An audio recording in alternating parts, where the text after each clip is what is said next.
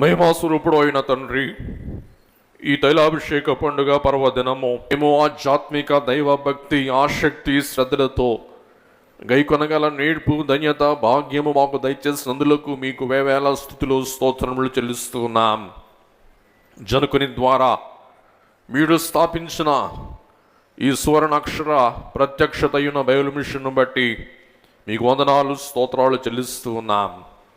ఇటు పరలోక మిషన్లోనికి మమ్మందరిని ఆహ్వానించినందులకు, మమ్మందరిని ఈ మిషన్లో మీరు నిలిపినందులకు మీకు వేవేల స్తుతులు చెల్లిస్తూ ఉన్నాం. ప్రభువా, జనకుని ఇష్ట జనముగా మేమందరం సదా జీవిస్తూ మా జనకుని యొక్క అడుగు జాడలు నడుచుటకు తొట్టిల్లి మళ్ళా లేచి నిలువబడి తిన్నగా సాగగలుగు తొట్టుబాటుతో కూడిన జీవితమైనప్పటికీ దైవజనుని బట్టి, మీ నామం బట్టి, మీ ఆత్మ సహాయం బట్టి ఆ అడుగు జాడలో మార్గములో మా మార్గదర్శి అయ్యున్న దైవజనుని యొక్క అనుకరణలో కొనసాగుటకు కృపను గ్రహించమని ప్రార్థిస్తున్నాం. ప్రభువా, దేవా, పరలోక బోధలు బోధించుటకును, సన్నిధి అభ్యాసం అలవరుచుటకును, ఎక్కడ లేని క్రమములు మాకు అందించుటకును, ఆధ్యాత్మిక భక్తి జీవితము కొరకైన సత్మార్గం మా కొరకు సాధకం చేయుటకును మీరు మాకు అనుగ్రహించిన జనకుని బట్టి వందనములు స్తోత్రం. దేవా, ఇశ్రాయేలు ప్రజలైన వారేలాగున మా పితరుల దేవా, అబ్రహాము దేవా, ఇస్సాకు దేవా, యాకోబు దేవా అని వారు అతిశయించి మురిసి వారి పితరుల బట్టి వారు కలిగిన మహాసంపద, మహా ఐశ్వర్యం ఎలాగూ వారు గొప్పగా పొగిడి కీర్తించి అతిశయించి ఉన్నారో అలాగున గొప్ప దైవజనుని, గొప్ప జనకుని మాకు దయచేసినందులకు మీకు స్తోత్రం చెల్లిస్తూ ఉన్నాం. ఆ జనకుని బట్టి మేము లోకపు మిశ్రమ జనముల మిళితము కాకుండా విశిష్ట జనముగా, రాజవంశముగా, యాజక పుత్రులముగా, దేవ వెలుగు జీవులముగా, నీ నామదారులముగా, నీ రక్తముతో కడుగబడి నీ కొరకు పవిత్రపరచబడిన ఒక ప్రత్యేక సంఘముగా మమ్మ నిలిపినందులకు మీకు వేవేల స్తుతులు స్తోత్రం చెల్లిస్తూ ఉన్నాను. దేవా, కడవరకు ఇటు అతిశయం కలిగి ఉండ మాత్రమే కాక ఆ జనకుని యొక్క బోధను, అందులో ఉన్న సారమును మేము ఆస్వాదిస్తూ మా విశ్వాస ప్రయాణములో ముందు నడవగల కృప దయచేయమని ప్రార్థిస్తున్నాం. తండ్రి, ఎంత గొప్ప సాక్షి సమూహం మేఘవల్మ ఆవరించి ఉన్నందున అని పౌలు గారు సెలవిచ్చి ఉన్నట్లు, దేవా, దైవజనుని ప్రసన్న సన్నిధిలో అతి ముఖ్యముగా మీ పాద సముఖములో మేమందరం పరలోకాత్మ స్వరూపుల యొక్క సమక్షములో ఈ పండుగ ఆచరిస్తూ ఉన్నామని మేము పరిపూర్ణ విశ్వాసముతో నమ్ముచున్నాము. కాబట్టి ఇది దండుగ పండుగ కాక మెండైన ఆత్మానందం, ఆత్మ ఉత్సాహం, ఆత్మ ఉజ్జీవం మాకు అనుభవంలో ఉంచు గొప్ప పండుగగా మా జీవితంలో మీరే ఒక మంచి జ్ఞాపక సూచికగా అమర్చమని ప్రార్థిస్తూ మనవి చేస్తూ, దేవా, ఘన అభిషేకములో ఉన్న సత్యమును గ్రహించటకు మీ జ్ఞానాత్మ సహాయం, మీ వెలిగింపు, మీ నడిపింపు, మీ ఆవరింపు మాకు అనుగ్రహించమని ప్రార్థిస్తూ, తండ్రి, దైవజనని సహాయం, సహవాసం, ఆయన ప్రార్థన, ఆయన విజ్ఞాపన, దేవా, మరియు జనకుని యొక్క కన్నీటి యొక్క నెరవేర్పు ఫలం మా అందరి జీవితంలో మీరు సార్థకపరచమని ప్రార్థిస్తూ, మరొకసారి దైవజనుని మాకు దయచేసినందులకు, దైవజనుని బిడ్డలంగా ఈ లోకములో మేము జీవించటకు మీరు మాకు దయచేసిన ఈ మహా గొప్ప భాగ్యం బట్టి వందిస్తూ, దైవజనుని దయచేసిన దైవజనుడికి తోడయుండి తన సన్నిధిలో దైవజనుడు నిలుపుకొని దైవజనుడు చేయు ప్రార్థనని అంగీకరించి ఆలకిస్తూ ప్రతి కార్యములో మనకు దిగ్విజయము ప్రసాదిస్తూ ఉన్న జయనాథుడై ఉన్న క్రీస్తు యేసు ప్రభు యొక్క దివ్యనామమున వినయముతో వేడుకొని ప్రార్థిస్తూ ఉన్నాం. మా పరమ తండ్రి, ఆమేన్. నీవు నీతిని ప్రేమ దుర్నీతిని ద్వేషించింది కాబట్టి దేవుడు నా దేవుడే ఆనంద తైలంతో అభిషేకించునని సెలవిచ్చిన వాక్కును బట్టి ఆనంద తైలాభిషేక పండుగ పర్వదిన దీవెనలు సమృద్ధిగా మనందరికీ ఆనందభరితుడైన ప్రభు అనుగ్రహించును గాక. ఆమేన్. అందరికీ మరణాత.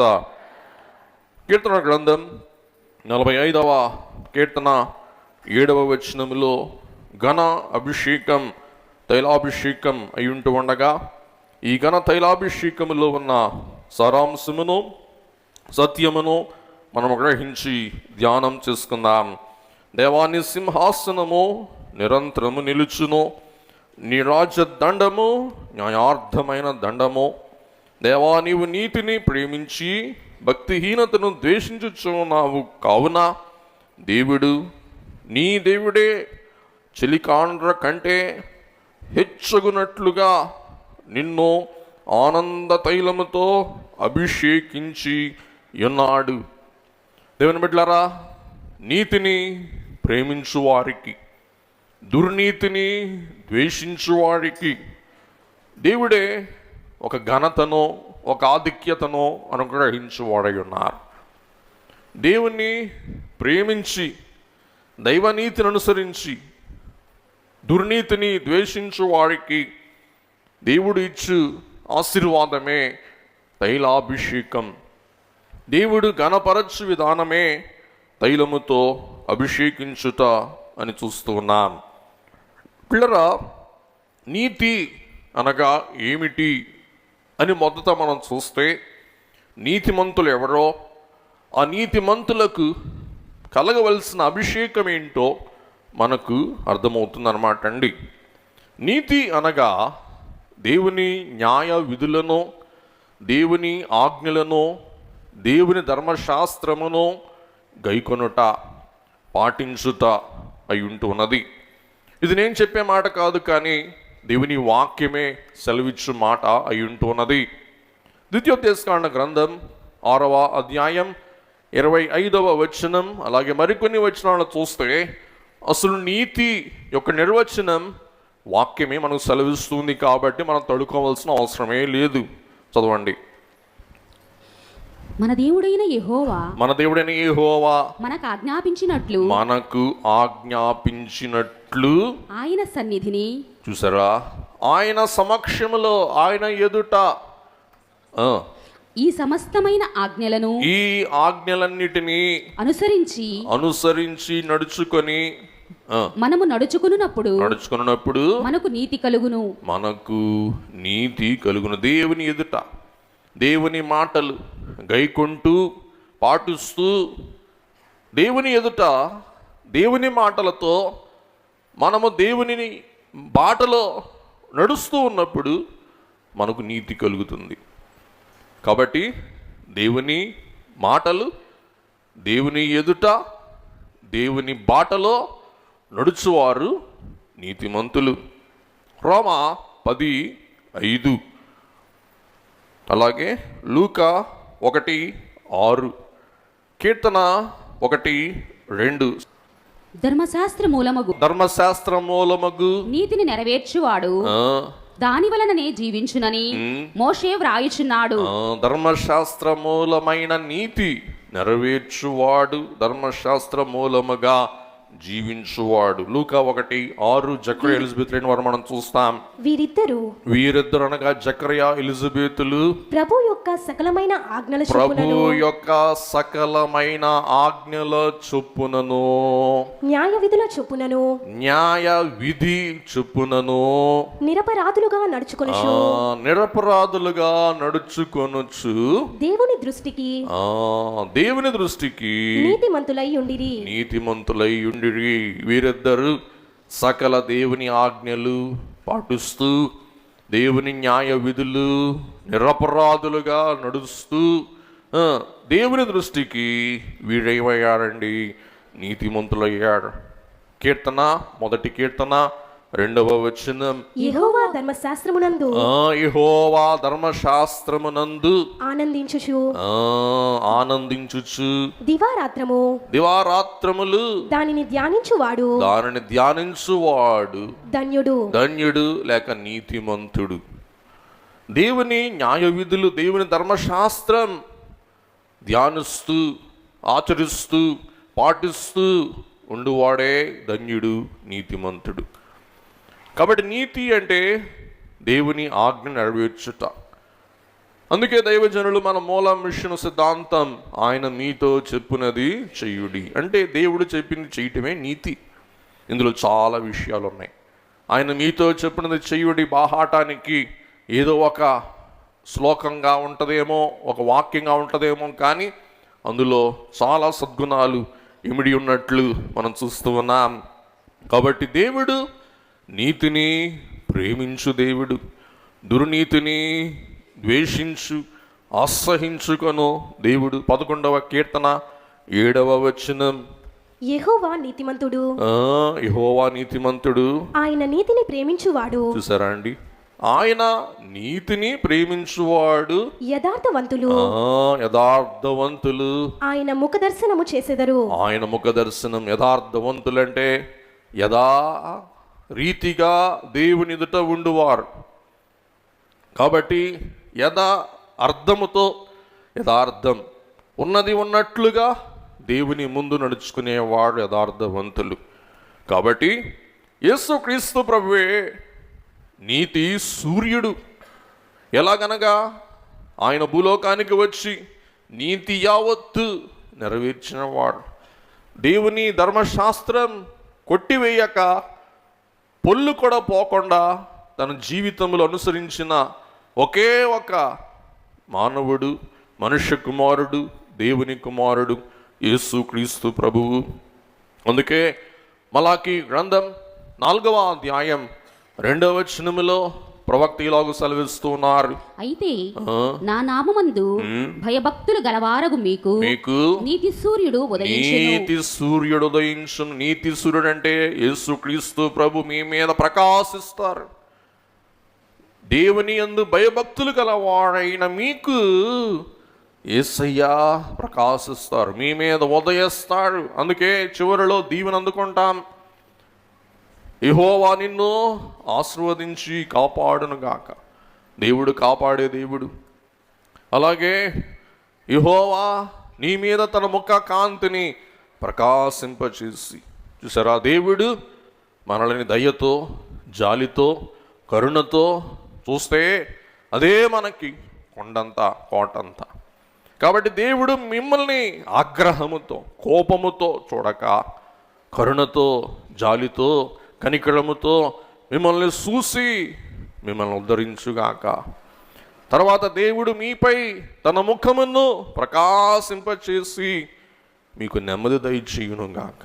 చూసారా, ఇది దేవుని సన్నిధి, దేవుని ముఖ ప్రకాశత. ఆయన ముఖ ప్రకాశతను బట్టి మీకు కరుణ కలుగుద్ది. ఆయన ముఖ ప్రకాశతను బట్టి మీకు సమాధానం కలుగుద్ది. ఆయన కృప మీకు తోడై ఉండి మీకు ఆశీర్వాదం, మీకు వృద్ధి, మీకు సంతోషం, మీకు నెమ్మది కలుగుద్ది అని దీవెనతో మనం సాగి వెళ్తాం. అని అభయముతో మనం వెళ్ళాలి. ఏమనంటే ఈ వారమంతా దేవుడు తన ముఖాన్ని నా మీద నిలుపుతాడు, తన ముఖాన్ని నాపై ప్రకాశింపజేస్తాడు, నాపై మిర్రుమని చూడక నవ్వుతూ కనికరముతో, కరుణతో, దయతో నన్ను చూస్తాడు అన్న అభయముతో మనం ఏం చేస్తాం, ఆ దీవెన అందుకొని సాగి వెళ్తాం. అది దీవెన అన్నమాట అండి. అది ఆశీర్వాదం, అది ప్రధాన యాజకుని ఆశీర్వాదం. కాబట్టి అన్నిటికీ అవసరమైనది దేవుని ముఖం. May the lord make his face shine upon you. కాబట్టి ఇంగ్లీష్లో స్పష్టంగా ఉంటుంది, దేవుడు తన ముఖం మీ మీద ప్రకాశింపచేయునుగాక. May the Lord make his face shine upon you and grant you peace. దేవుడు గ్రేస్ మీకు ఆయన ముఖమును చూపించి కరుణించునుగాక. ఆయన ముఖమును మీ ప్రకాశింపచేసి మీకు శుభమో, ఆయన మిండైన కృప దయచేయునుగాక. అది ముగింపు దీవెన. ఎంతమంది గ్రహిస్తున్నామో చాలా ముఖ్యం. అందులో ఒక పొల్లైనా మరి తప్పకుండా చెప్పాలన్నమాట అండి. అదే నేను యాజకులకు చెప్తా ఉంటా, మీకు ఇష్టం చెప్పొద్దు. అది ప్రధాన యాజకుని దీవెన, దేవుడు చెప్పిన దీవెన. పొల్లు కూడా తప్పుపోకుండా కండతా పెట్టి ఖచ్చితంగా అదే చెప్పాలి, ఎక్కడ కూడా మాట తప్పకూడదు. ఎందుకంటే దేవుడు సృష్టికర్త, కరుణించు దేవుడు. యేసుక్రీస్తు ప్రభు కరుణామయుడు, కనికరించు దేవుడు, కరుణించు దేవుడు. మూడవది ఆత్మ, పరిశుద్ధాత్మ, హృదయ నివాసి, మనకు సమాధానం దయచేయు దేవుడు. కాబట్టి త్రిత్వదేవుని ఆశీర్వాదం, ఆయన కాంతి, ఆయన ప్రకాశత ఈ వాక్యములో మనకు కనబడుతున్నది. ఆయన యందు భయభక్తులు గల వారైన మీకు, చదువమ్మా. అయితే నా నామమందు భయభక్తులు గలవారగు, దేవుని నామమందు భయభక్తులు గలవారగు మీకు నీతి సూర్యుడు ఉదయించును. నీతి సూర్యుడు మీ మీద ప్రకాశించును, మన మీద ప్రకాశించును. అతని రెక్కలు ఆరోగ్యము కలుగ చెయ్యును. చదవండి. కనుక మీరు బయలుదేరి క్రొవ్విన దూడలు గంతులు వేయునట్లు గంతులు వేయుదురు. చూసారా, దేవుని ముఖ ప్రకాశతను బట్టి, ఆయన రెక్కల సాటున ఆశ్రయం పొందుటను బట్టి మనం అంటండి, ఎట్లా ఉంటామంట? క్రొవ్విన దూడలు గంతులు వేయినట్లు గంతులు వేయుదురు. మీరెవరిలో అయినా మరి గేదెలు పెంచుకునేవాడు అంటే తెలుస్తుంది. మా చిన్నప్పుడు కూడా మేము గేదెలు పెంచుకునేవాడు. అక్కడ మేము చూసేవాడు దూడలు మామూలుగా ఉండి, ఎప్పుడైతే దూడలు వదిలిపెట్టి గేదె పాలు, తల్లి గేదె పాలు దూడలు దాగినాయో, బా, దాని ఆనందమే ఆనందం. సింధులేసి కల తిరిగేస్తాను అనమాట అండి మొత్తం. ఎందుకు? నా తల్లి నా ఆకలి తీర్చింది అని చెప్పి దాని సంతోషం ఒగ్గబట్టుకోలేక అప్పుడు దాకా గేదెని దూడని వేడి కట్టేస్తారు. ఇప్పుడైతే కలిసి పాలు తాగినాయో వెంటనే దాని ఆనందం అవధులు ఉండవు అనమాట అండి. అలాగున్నా దేవుని ముఖ ప్రకాశతను బట్టి, దేవుని రెక్క నీడన ఆశ్రయమును బట్టి మనకేం కలుగుద్ది అంటండి? లేత క్రొవ్విన దూడ పాలు పితికిన తర్వాత, లేక పాలు తాగిన తర్వాత క్రొవ్వు బట్టి ఎలాగ ఆనందముతో ఉప్పొంగుద్దో, అలాగున నీతి సూర్యుడు మన మీద ప్రకాశించి, మనల్ని కరుణించి, కటాక్షించి, మనమందరం క్రొవ్విన లేత దూడల వలె గంతులు వేయినట్లు దేవుడు కరుణించు వారై ఉన్నారని వాక్యం మనకు సెలవిస్తుంది. దేవుని బిడ్డలారా, ఈ యొక్క కీర్తన సొలొమోను వివాహ కీర్తన. సొలొమోను పెళ్లికి కట్టబడిన కీర్తన, సొలొమోను పెళ్లికి లిఖింపబడిన కీర్తన. ఒక గాయకుడు సొలొమోను మహారాజు ఫరో కుమార్తెతో వివాహం జరగబడుచున్న సందర్భంలో ఈ కీర్తన కట్టుట మనం చూస్తూ ఉన్నాం. ఈ కీర్తన ఎందుకు ఆ పెళ్లికి కట్టిన కీర్తన ఈ కీర్తనల గ్రంథములో లిఖితమై ఉంది అంటే, అసలైన పెళ్ళి, అసలైన నిజమైన పెళ్ళి జరగబోతున్నది, జరగవలసి ఉన్నది, జరగనై ఉన్నది. ఆ పెళ్ళే వధువైన సంగమునకునో వరుడైన ప్రభువునకునో జరగబోవు అసలు సిసలైన పెళ్ళి. అదే నిజమైన పెళ్ళి. కాబట్టి ఆ సొలొమోను పెళ్ళి సంగమునకు సంఘకర్త నాదుడై ఉన్న ప్రభువుతో జరగబో వైవాహిక బాంధవ్యమును సూచిస్తూ లిఖితమై ఉన్న అమోఘమైన కీర్తన. ఇందులో వధువు యొక్క కళ, వరుని యొక్క ఘనత, ఇవన్నీ చక్కగా వివరింపడుచు ఉన్నప్పుడు ప్రతి మాటలో ఒక సొగసు, ఒక కళ, ఒక సౌందర్యం, ఒక శృంగారం, ఒక రమ్యమైన స్థితి మనకు స్పష్టంగా కనబడుతుందన్నమాట అండి. కాబట్టి ఆనాడు సొలొమోను నీతిపరుడు కాబట్టి, సొలొమోను కంటే గొప్పవాడై ఉన్న యేసుక్రీస్తు ప్రభువులో ఈ కీర్తన పరిపూర్ణంగా నెరవేరిన కారణాన సొలొమోను కంటే యేసుక్రీస్తు ప్రభు గొప్పవాడని హెబ్రీ సంఘానికి పౌలు గారు రాస్తూ, హెబ్రీ పత్రిక 1వ అధ్యాయం 8వ వచనములో మనం పఠించుకున్నట్లు ఈ మాట పౌలు గారు ప్రభువుకి సూచిస్తూ ఈ ప్రవచన నెరవేర్పు ప్రభువులో స్పష్టంగా ఆయన రుజువు చేస్తూ ఉన్నారండి. చదువుకుందాం. అగ్ని జ్వాలలుగాను చేసుకునివాడు అని తన దూతలను గూర్చి చెప్పుచున్నాడు గాని తన కుమారుని గూర్చి అయితే, యేసుక్రీస్తు ప్రభుని గూర్చి అయితే పరలోకపు తండ్రి ఇచ్చు సాక్ష్యమేమనగా, దేవా దేవా నీ సింహాసనము నిరంతరము నిలుచున్నది. గమనించండి, సొలొమోను సింహాసనము తాత్కాలికమైనది, కానీ ప్రభు సింహాసనం శాశ్వతమైనది, నిరంతరం నిలుచున్నది. అమ్మా, నీ రాజదండము న్యాయార్థమైనది, న్యాయముతో కూడినది. నెక్స్ట్, నీవు నీతిని ప్రేమించితివి. ప్రభువా యేసు క్రీస్తు నీవు నీతిని ప్రేమించితివి, దుర్నీతిని ద్వేషించితివి. దుర్నీతిని ద్వేషించితివి.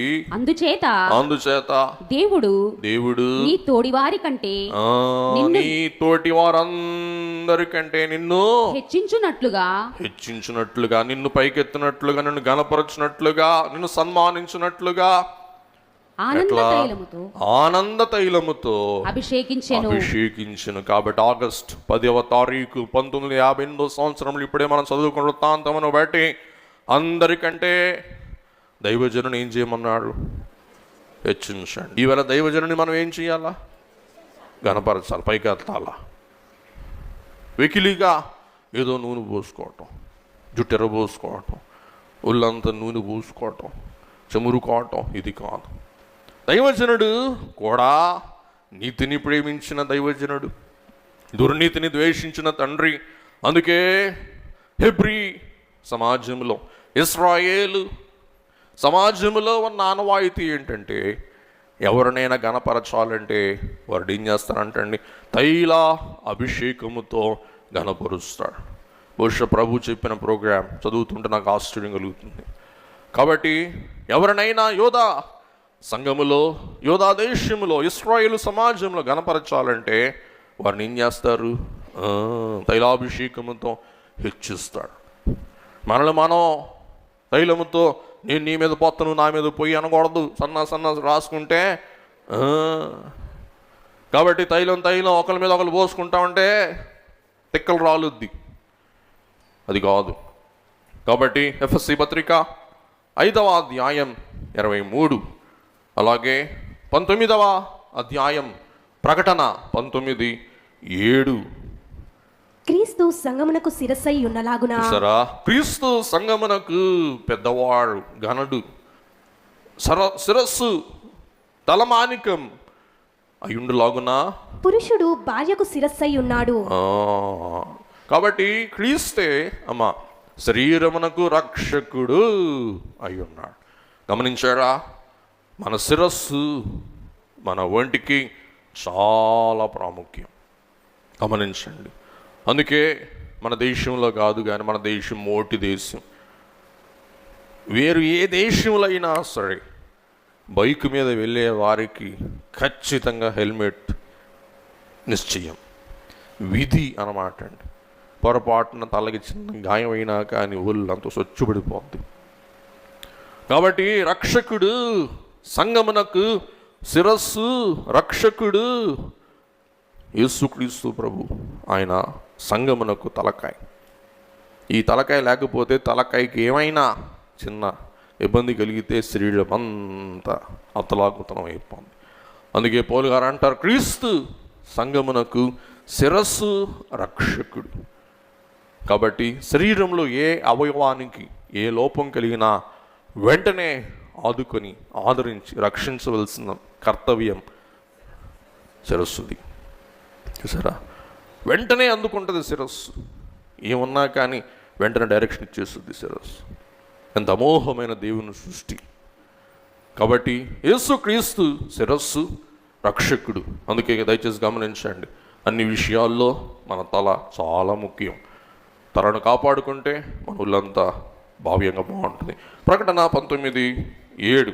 స్తుతించుడి, రైట్. గొర్రెపిల్ల వివాహోత్సవ సమయము వచ్చినది, ఆయన భార్య తన్ను తాను సిద్ధపరచుకొని ఉన్నది గనుక మనము సంతోషపడి ఉత్సహించి ఆయనను మహిమపరిషదమని చెప్పగా వింటిని. కాబట్టి ఇది 45వ కీర్తన 1వ వచనం చదవండి. ఒక దివ్యమైన సంగతితో, ఒక అమూల్యమైన, ఒక శ్రేష్టమైన, ఒక అనూహ్యమైన సంగతితో నా హృదయము బహుగా ఉప్పొంగుచున్నది. చూసారా? నా హృదయం బహుగా ఆనందిస్తూ ఉన్నది. నేను రాజును గూర్చి, గమనించండి, ఆనందముతో, ఉత్సాహముతో ఆయన సన్నిధికి రండి, ఉండండి, వినండి. ఎవరైతే తమ హృదయాలు ఆనందముతో ఉంటారు, నేను దేవునికి ఇంటికి వెళ్ళానంటారో వారు ఆనందముతో దేవుని కీర్తిస్తారు, మహిమపరుస్తారు. దేవుని మహిమపరచని వారు, దేవుని దివ్య సంగతిని గ్రహించని వారు, అంత మాత్రమే కాక ఆ వేదనతో ఉండవారు ఆనందముతో ఏం చేయలేడు, పాటలు పాడలేడు. అందుకే అయ్యగారు అన్నారు, అందరం కలిసి ఒక శరణం పాడుకుని ముందుకు వెళ్ళిపోదాం. సంతోషమందరే మన దేవుని సంస్తుతి చేయరారే. గ్రహించండి ఇంకోసారి. సంతోషమందరే మన దేవుని సంస్తుతి చేయరారే. సంతోష బలముచి సర్వ కష్టములను అంతరింప చేతుము.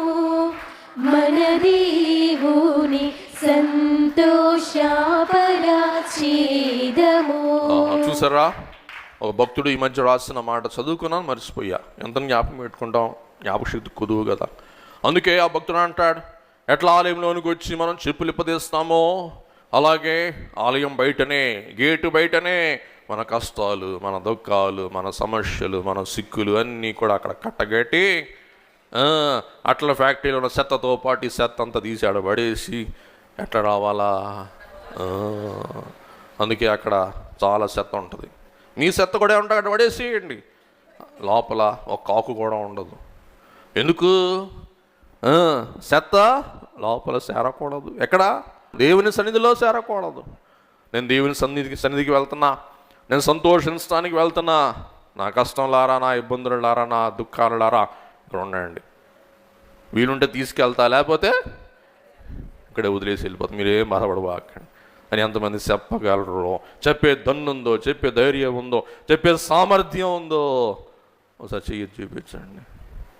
చూసారా? అందుకే మరోజుగా ఉసురు అని ఆసుపత్రుల్లో పేషెంట్ల ముఖాలతో మన ముఖాలు కనపడతాయి. ఓపీ సీటీలు తీసుకొని కూర్చున్న ముఖాలతో పండగ రోజు మన ముఖాలు కనపడుతుంది. ఎవరి కష్టాలు ఉండి ఎవరికైనా ఉంటాయి. కానీ ఏం చేయాలి గారు అంటారు, గమనించండి, సంతోష పొందండి. ఎక్కడ? దేవుని సన్నిధిని సంస్తుతి చేయడాలి. ఎవడైతే సంతోష హృదయం గలవారో వారే సంస్తుతి చేయగలవారు. ఎవరైతే సంతాపము గలవారో వారు సంస్తుతి చేయలేనివాడు. గమనించండి, దావీదు తన మందలని అడవుల్లో మేపుట్టు అవి మేసే సమయమందు ఆయన సితార పట్టుకొని, తంబూరా పట్టుకొని ఖాళీ సమయంలో తన సమయం వృధా చేసుకోకుండా దేవుని ఏం చేసేవాడు అంటండి, కీర్తించేవాడు, స్తుతించేవాడు, గణపరిచేవాడు. అందుచేత తన్ను గణపరిచే దావీదునో దేవుడు ఏం చేశారు? గణపరిచాడు. గమనించండి, ఎవడైనా దేవుని సంస్తుతి చేయువాడైతే ఆటోమేటిక్గా దేవుడు వారిని లిఫ్ట్ చేస్తారు. ఎవడైతే సంస్తుతి చేయకుండా ఓపీసీటీలతో దేవాలయానికి వస్తారో వారు అట్టాగే ఉంటారు, ఎప్పుడు సురుమని అలాగే ఉంటారు. ఆలోచిద్దాం. సంతోష హృదయంతో మనం దేవుని సంస్తుతి చేస్తూ ఉన్నామా? సంతాప హృదయంతో మనం వచ్చి సంతాపం ప్రకటిస్తున్నామా దేవుని సన్నిధిలో? ఆలోచించండి. మిగతా ఎందుకు చెయ్యట్లా? కాబట్టి ఈ సంతోష బలము చేత సర్వ కష్టములను అంతరింప చేయాలంటండి. అప్పుడు దేవుని మనం ఏం చేయాలంట? సంతోషపరచాలి. ఉదాహరణకి మరి మీ పిల్లలే ఉన్నారు, సంతోషంగా అమ్మా ఇంటికి వస్తున్నాను రమ్మంటావా? రామ్మా. నా బుజ్జి నాన్న రామ్మా, అంత ఆనందంగా ఉన్నావు రామ్మా, ఆనందం మాతో పంచుకోమ్మా అంటాడు.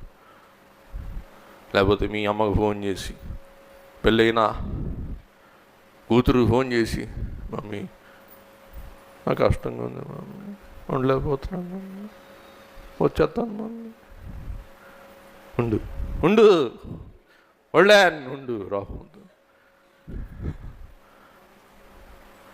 అంటారా? అనరా?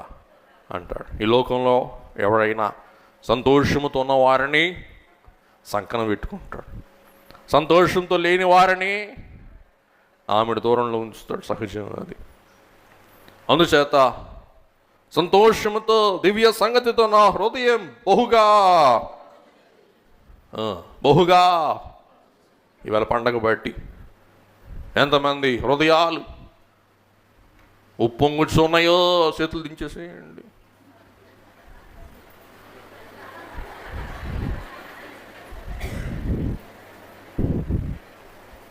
ఇప్పుడే తలసరి చేసుకుంటున్నాను. నిజమేనా? ఏంటి ఆనందమైన సంగతి? చదువు. నేను రాజును గూర్చి రచించు దానని పలికేదను. రచించిన విషయాలను నేను రాజు గురించి, రాజ్య వివాహము గురించి, రాజ వైభవము గురించి రచించిన దానిని ఇదిగో నేను పలుకుతూ ఉన్నాను. నా నాలుక త్వరగా వ్రాయువాని కలము వలెనున్నది. త్వరగా వ్రాయువాని కలం వలె ఉన్నది. ఒగ్గబెట్టుకుంటున్నాడు, కక్కుదామా అని చూస్తున్నాడు.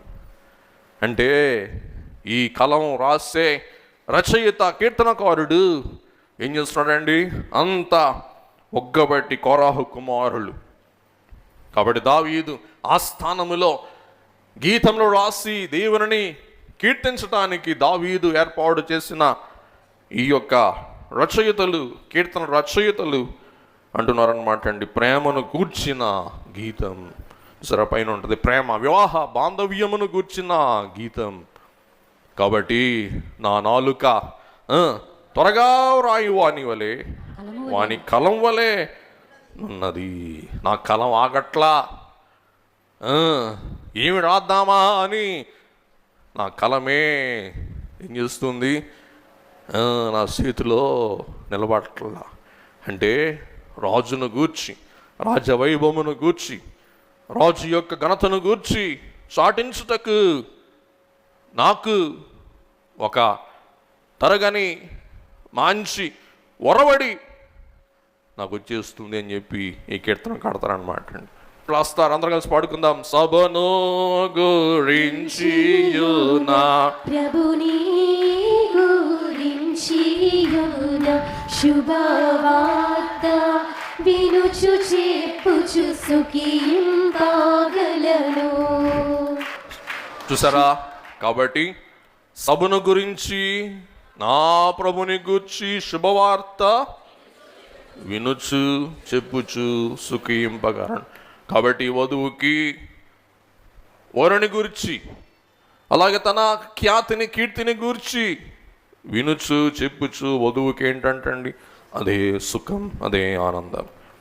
దాని బిడ్డలారా, ఈ యొక్క ఆనందమును పరలోక దూతలు పంచుకుంటూ ఉన్నాడు.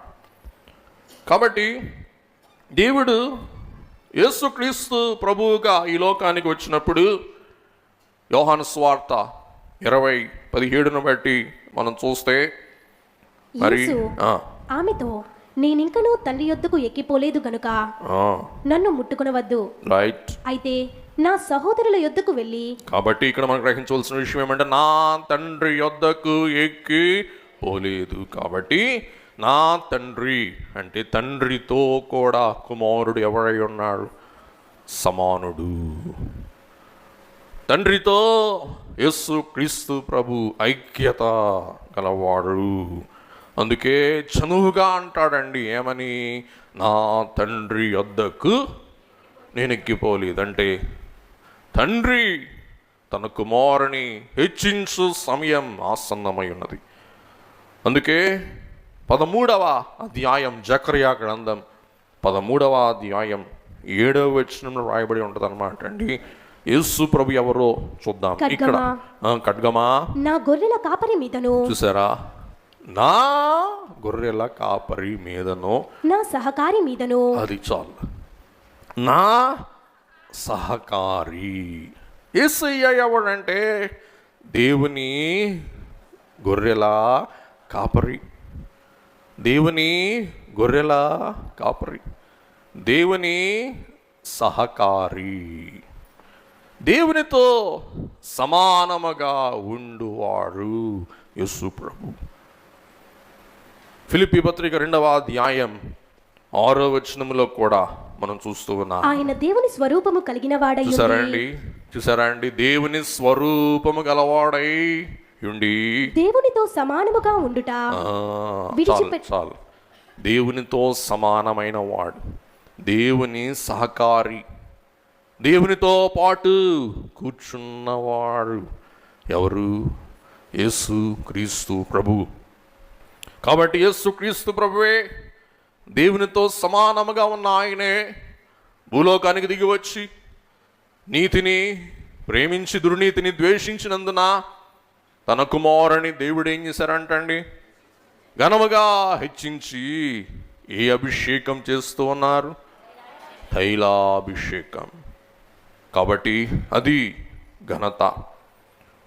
నువ్వు సామాన్యుడు కావు, నువ్వు ప్రత్యేకింపబడిన వాడవు, నువ్వు గనుడు, నా కుమారుడా అని పరలోక తండ్రి సెలవిస్తున్నాడు. యోహాను సువార్త 10వ అధ్యాయం 30వ వచనం. నేనును తండ్రియును, చూసారా? నేనును తండ్రియును ఏకమై ఉన్నామని వారితో చెప్పెను. నేనును తండ్రియు ఏకం. కాబట్టి ఈయన బాహ్యమునకు మానవునిగా కనబడినప్పటికీ అంతరంగములో ఆయన ఎవరై ఉన్నాడండి? దైవ స్వరూపుడు, మహిమాన్వితుడు. కాబట్టి ఈ మహిమాన్వితుని తోటి వారందరికంటే దేవుడు ఏం చేస్తున్నాడు? ఒక మెట్టు పైకి చూస్తున్నాడు. అలాగూ దైవజనని అందరి భక్తుల కంటే బహుశా నాకు తెలిసి ఉండి ఏ భక్తునికి ఇలాగున తైలాభిషేకం జరుగుట నేను వినలేదండి. కాబట్టి దైవజనుడు 58లో తైలాభిషేకం పొందాడు, 59లో తైలాభిషేక యానివర్సరీ జరిగించుకున్నాడు, 60లో దేవుని పిలుపు అందుకున్నాడు. కాబట్టి ఆయన పరలోకములో ఘనపరచబడ్డారు, భూలోక సన్నిధి పరుల ద్వారా కూడా ఘనపరచబడ్డాడు. ఘనపరచబడి పరలోకము మహిమకు ఆయన చేర్చుకొనబడినట్లు మనం చూస్తూ ఉన్నాం దేవుని బిడ్డలారా. కాబట్టి ఈ యొక్క 7వ వచనం కలముతో పద్యాలంకారంగా లిఖింపబడిన వచనం. మరి ఈవేళ హెబ్రీ భాష ఇంగ్లీష్ భాషలోకి ట్రాన్స్లిటరేషన్ అయింది కాబట్టి మరి చూడండి, మీరు ఎవరైనా చదివేసి వచ్చింది, ఇబ్బంది ఏమీ లేదు. మరి ఒకసారి హెబ్రీ భాషలో ఇంగ్లీష్ భాషను బట్టి చదువుకుందాం. అహబ్తా సెడేక్ వటిస్నా రసా ఆల్కెన్ మషాకా ఎలోహీం ఎలోహెకా సిమెన్ సాసోన్ మెహాబెరెకా. సరే, ఇక్కడ కొన్ని పదాలు కలుస్తున్నాయి. సెదేక్, అలాగే రసా, ఎలోహీం, ఎలోహెకా, సెమెన్ సెదేక్, సెదేక్ సాసోన్ మెహాబెరెకా, మెషకా మెహాబెరెకా. హెబ్రీ భాష ఇంగ్లీష్ భాషలో ట్రాన్స్లిటరేషన్ ఇవాళ కంప్యూటర్ని బట్టి ఎన్ని వచ్చేస్తాయి అన్నమాట. కాబట్టి పద్యాలంకారముతో రచిస్తున్నాడు అన్నమాట అండి కీర్తనకారుడు. అహబ్తా సెదేక్ వతిస్నా రసా ఆల్కెన్ మషాకా ఎలోహీం ఎలోహెకా సిమెన్ సాసోన్ మెహాబెరెకా. ఒక పద్యాలంకారము ద్వారా లిఖింపబడటం మనం చూస్తున్నాం. ముందుకు వెళ్దాం. దేని బిడ్డలారా, యేసుక్రీస్తు ప్రభు భూలోకములో నీతినే ప్రేమించాడు, నీతి కలిగి జీవించాడు, పరిశుద్ధంగా జీవించాడు, పాపమును విసర్జించాడు, దుర్నీతిని దూరం చేసుకున్నాడు, ధర్మశాస్త్రమును హత్తుకున్నారు, ధర్మశాస్త్రానుసారమైన జీవితం వలననే నీతికలుడని ఆయన విశ్వసించాడు. ఆయన భూలోకములో పరిశుద్ధ దేవకుమారుని వలె సద్భక్తి కలిగి వసించినందున పిల్లరా ప్రభు ఘనపరచబడ్డారు. లేవియాకాండం 19:2 మీరు పరిశుద్ధులై ఉండవలెను. ప్రభు అంటూ ఉన్నారు, మీరు యెహోవా దేవుడు అంటున్నారు, మీరు పరిశుద్ధులై ఉండవలెను. మీ దేవుడనైనా నీ దేవుడనైనా యెహోవానగు నేను పరిశుద్ధుడనై ఉన్నాను. పరిశుద్ధుడనై ఉన్నాను. యాజకులకు లేవియాకాండం లేవీయులకు రిక్కింపబడిన అనుసరించబడిన లేక లేవీయులకు సెలవిబడిన కాండమే లేవియాకాండం. లేవియాకాండంలో దేవుడు సెలవిస్తున్న మాట, లేవీయులారా, లేవి గోత్రికులారా, నా ప్రజలారా ఇశ్రాయేలు వారలారా మీరు పరిశుద్ధులై ఉండవలెను, ఎందుకనగా మీ దేవుడని యెహోవానగు నేను పరిశుద్ధుడనై ఉంటూ ఉన్నాను. కాబట్టి ఈ అభిషేకం ఏ అభిషేకం అనగా దైవ అభిషేకం. మొదటి సమూయేలు 16-13 మనం చదువుకున్నాం. దావీదు ఎప్పుడైతే సమూయేలు ప్రవక్త ద్వారా స్వయముగా కొమ్ముతో తైలముతో అభిషేకింపబడ్డాడు, మిగతా అన్నల కన్నా దావీదు ఏమయ్యాడండి? హెచ్చింపబడ్డాడు, ఘనపరచబడ్డాడు. కాబట్టి అభిషేకమే ఒక మనిషికి ఘనతను, ఆధిక్యతను, కీర్తిని ప్రసాదించటకు సాధనమై ఉంటున్నదన్నమాట అండి. అదే రీతిగా అపోస్తలుల కార్యములు 10వ అధ్యాయం 38వ వచనం. అదేదనగా దేవుడు నజరేయుడైన యేసును పరిశుద్ధాత్మతోను. ఎట్లా అంటండి? నూనె ఇందాక మనం ప్రసంగం ముందు చక్కగా పాడుకున్నాం. మరి తనాత్మానంద తైలముతో, ఏ తైలం అండి? ఆత్మానంద తైలముతో అనుదినం విసుగక అభిషేకించి నా కను నీళ్ళన్నీ తుడుచును. దైవాభిషేకం మనకు ఆనందం అనుగ్రహించి మన కన్నీళ్ళన్నీ ఏం చేస్తుందంటండి? పరిహరిస్తుంది. ఇదియే ఆత్మాభిషేకం. గమనించండి, చాలామంది విశ్వాసులు భయంకరమైన ఇబ్బందులలో, కష్టాలలో, బాధలలో, వేదనలలో ఉండి వారి ముఖము చూస్తే ఒక ప్రకాశమానమైన ముఖం, ఒక కలగల ముఖం. ఏంటి ఆ కళ వెనకాల ఉన్న మరుగు మర్మం ఏంటి? మరి ఏమనుకోబాక, అమ్మగారిని కూడా ఆసుపత్రిలో చూసి మరి నర్సులు ముద్దు పెట్టుకున్నాను, మీరే చెప్పాడుగా, మీరే విన్నాడుగా. అదేంటంటే దేవుని బిడ్డలకు అదొక కళ అన్నమాట అండి. ఏంటి? పరిశుద్ధాత్మ యొక్క వెలిగింపు. కాబట్టి తన ఆత్మానంద తైలముతో అనుదినము ఏం చేస్తారంటండి? దేవుడు తల అండుతారంట. దేవుడు తల అండుతారంట. అంటే మనల్ని అనుదినం దేవుడు అభిషేకించి తన ఆత్మానంద తైలముతో అభిషేకించి దేవుడు అంటండి విసుకక అనుదినం మన కన్నీళ్ళన్నీ తుడుస్తారంట. కాబట్టి అభిషేకం బట్టి ఆటోమేటిక్గా కన్నీళ్ళన్నీ ఏమైపోతాయి అంటండి? తొలగిపోతాయి, పరిహారం అయిపోతాయి. కాబట్టి దైవజనులు రాస్తూ ఉన్నారు, నీ నామస్వర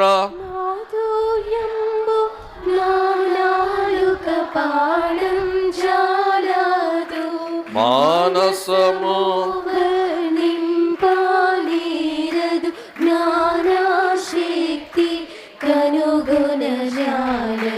యేసు మా సంతోషము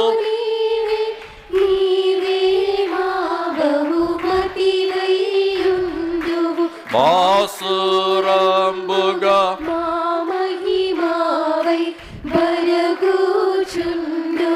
నిత్యము వరకును యేసుని తలపే నాకు ఎంతో హాయి.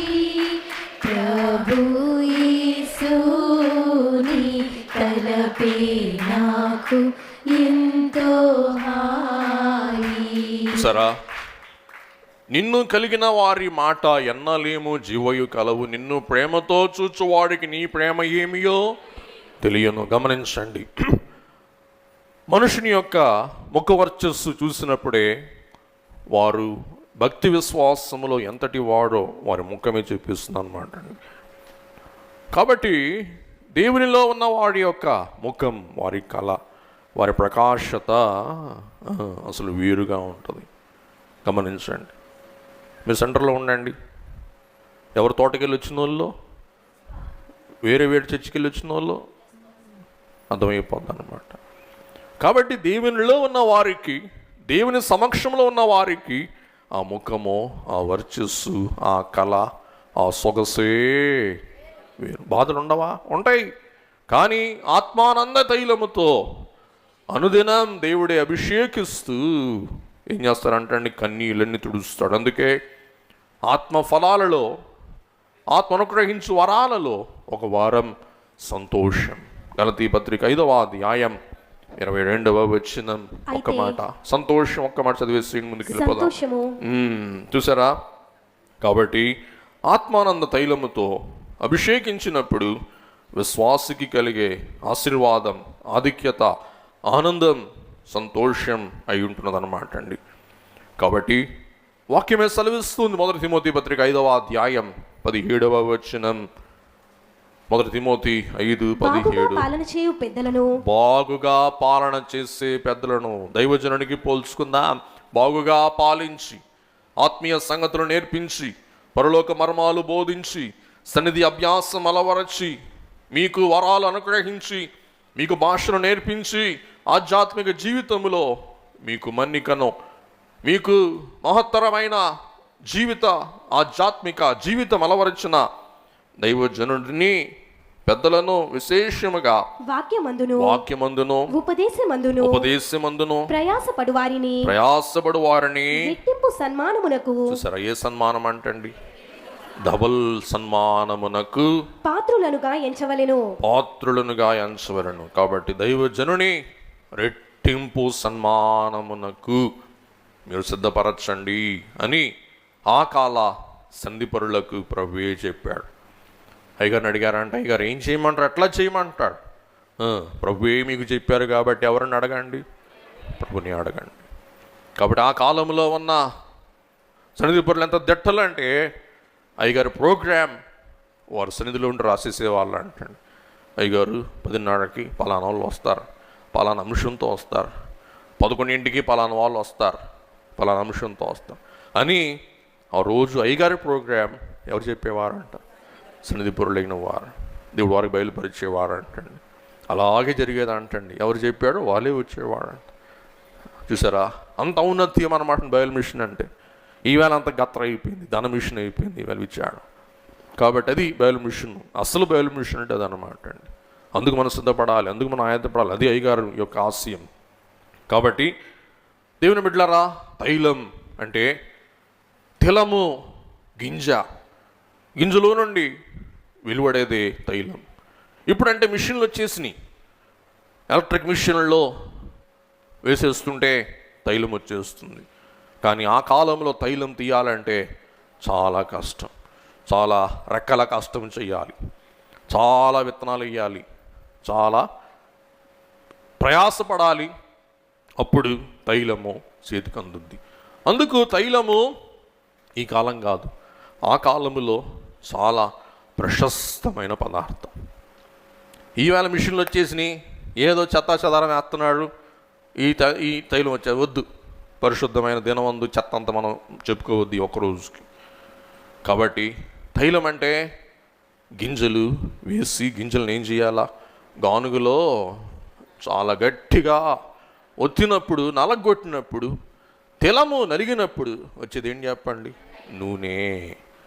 కాబట్టి తిలము నలుగగా వెలువడేదే తైలము. అందుకే మరి బాగా నునుపు చేసినప్పుడు లేక నొక్కినప్పుడు గింజను వచ్చేది నూనె. కాబట్టి ఈ తిలములో ఉన్న జీవమంతా కూడా మనం ప్రెస్ చేసినప్పుడు, గానుగులో వేసినప్పుడు ఏమైపోద్ది? వచ్చేస్తుంది. తిలములో నుండి తైలం తీసినప్పుడు దాని సారమంతా ఏం చేస్తున్నాం? లాగేస్తున్నాం. ఉదాహరణకు కొబ్బరి కాయ ఉంది, కొబ్బరి నూనె కావాలి.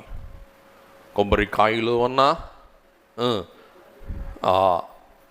ఏమంటారు సారమంతా, ఆ కొబ్బరి అంతా తీసివేసినప్పుడు ఇంకేం మిగులుద్దండి? టెంకే, పీచు. ఎందుకు? కొబ్బరిలో ఏం చేసేస్తున్నావు? సారమంతా గుంజేస్తున్నావు. కాబట్టి ఆ గింజ ఇంకా నిస్సారమైంది అయిపోయింది, అది జీవం ఇవ్వదు. ఎందుకు? తైలములో ఆ గింజ యొక్క సారమంతా ఏం చేస్తున్నాం? మనం తీసేస్తున్నాం, పిండేస్తున్నాం అన్నమాట అండి. కాబట్టి ఎవరినైనా తైలముతో అభిషేకిస్తున్నామంటే ఆ తైలములోనే విత్తనం యొక్క జీవం ఉంది. ఆ జీవమును వారి మీద మనం దారపోసినట్లే అన్నమాట అండి. కాబట్టి గింజలో నుండి వెలువడింది. అందుచేత గింజలో ఉన్న బలం, గింజలో ఉన్న జీవం, గింజలో ఉన్న లక్షణములు, శీలం, గింజలో ఉన్న స్వభావం, గింజలో ఉన్న సలాం, ఇవన్నీ ఏమైపోతాయండి? నూనెలోకి వచ్చేస్తాయి. అందుచేత నీరన్నా ఆరుద్ది కానీ నూనె ఏమవ్వదు, ఆరదు. ఎందుకు? నూనెలో ఏముందండి? జీవం, సారం ఉందన్నమాట అండి. అందుకే వాక్యం చెప్తుంది, మరి తైలంతో అంటుకొనము. అభిషక్తుడు అనగా దాని బిడ్డలారా, అభి అనగా గురుతు, సూచన.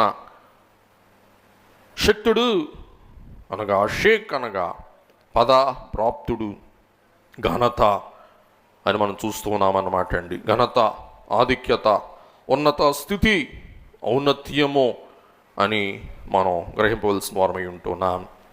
కాబట్టి అభి అనగా గురుతు, సంకేతము, సూచనం. షేక్ అంటే కీర్తి, తైలము అను జీవముతో. అభి అనగా గురుతు, షేకం అంటే గణపరచుట.